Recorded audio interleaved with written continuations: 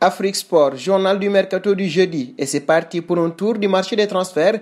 Nous le débutons en Allemagne et une fois n'est pas de coutume, nous commencerons avec le mercato des entraîneurs, alors que l'avenir de Lucien Favre serait remis en question à Dortmund. Niko Kovac, débarqué du Bayern plus tôt dans la saison, pourrait lui succéder. Lucien Favre est resté énigmatique en zone mixte en répondant à une question sur son incapacité à faire remporter un trophée au Borussia Dortmund. Tout le monde se demande si le Suisse n'en sait pas plus sur son avenir qu'il ne laisse prétendre. Il faut dire que les marsupiaux ont presque fait une croix sur le titre en perdant face au Bayern Munich. À ce sujet, Bild aurait déjà établi le profil de son successeur. La publication d'Outre-Rhin assure que les dirigeants des Jaunes et Noirs auraient déjà pris contact ces derniers mois avec Niko Kovac, remercié par le Bayern en début de saison. C'est donc une affaire à suivre.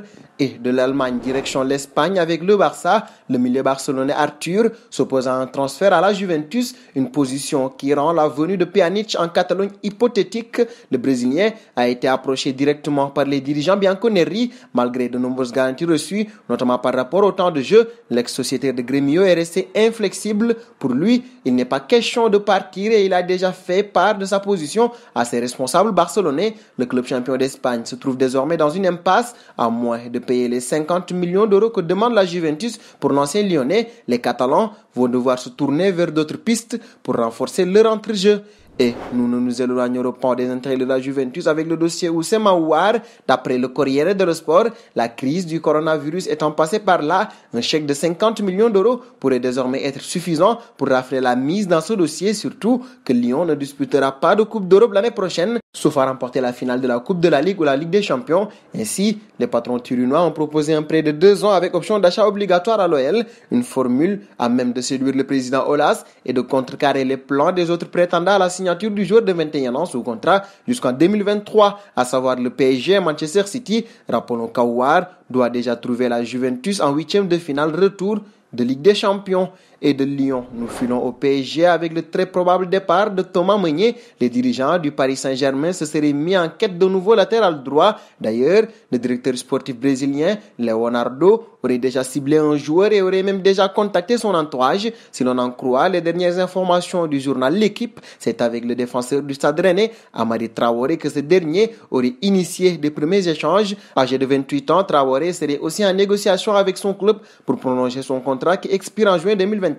Le Betis Séville, Valladolid et Watford seraient aussi sur les rangs et c'est notre question du jour. Amadi Traoré doit-il dire oui au PSG? Vos réponses seront attendues en commentaire. Et nous filons désormais en Angleterre avec le dossier Shaqiri, bientôt racheté par un fonds d'investissement saoudien. Newcastle va tenter d'attirer de grands noms du football mondial cet été, mais les Magpies devront également se doter de second couteau. D'après le Daily Mail, l'intérêt de Newcastle pour l'international suisse est sérieux, d'autant plus que Liverpool ne s'opposera pas au départ de son ailier, sous contrat jusqu'en 2023, mais barré par une trop forte concurrence. Le contact a été déjà établi entre l'entourage du joueur et le club. C'est donc une affaire à suivre.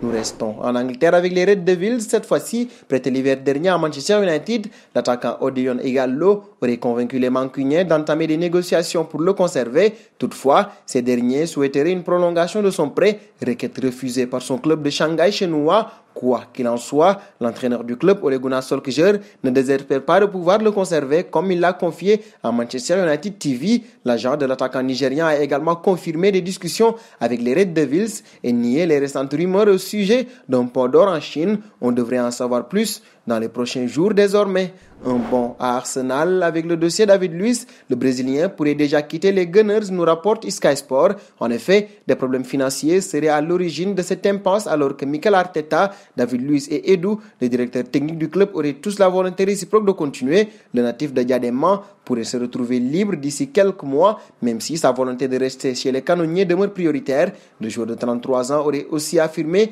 qu'en cas de non-accord, il voudrait rester en Angleterre, donc potentiellement rejoindre un rival des Londoniens. C'est une affaire à suivre.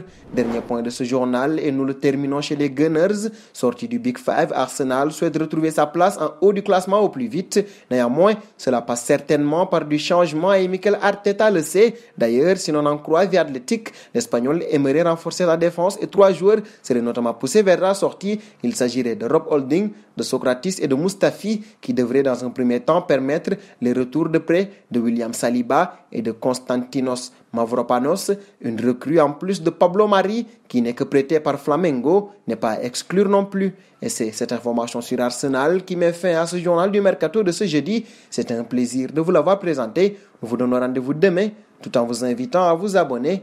C'est pour ne rien manquer du marché des transferts. Abonnez-vous sur la chaîne Afrique Sport pour de nouveaux contenus exclusifs de vos sportifs préférés. N'oubliez pas également d'activer la petite cloche pour ne rien rater.